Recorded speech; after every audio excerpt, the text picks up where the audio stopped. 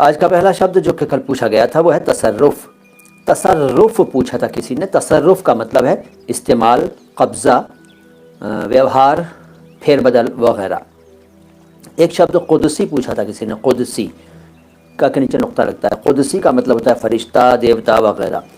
तमस्खुर पूछा था किसी ने। तमस्खुर, तमस्खुर का मतलब है मस्खरापन, यानी कि मजाक, मजाक उड़ाना। और तमस्खुराना का मतलब है मजाक उड़ाने का अंदाज़ या मस्खरेपन का अंदाज़ या मस्खरेपन के अंदाज़ में, मजाक उड़ाने के अंदाज़ में। मुतरादिफ़ किसे कहते हैं, शायद ऐसे कुछ पूछा था। तो मुतरादिफ़ पर्यायवाची को कहते हैं। पर्यायवाची, मुतरादिफ़, सिनोनिम। एक शब्द किसी ने मुशर्रफ़ पूछा था। मुशर्रफ़ का अर्थ पूछा था। मुशर्रफ़ शब्द का अर्थ है प्रतिष्ठित, सम्मानित।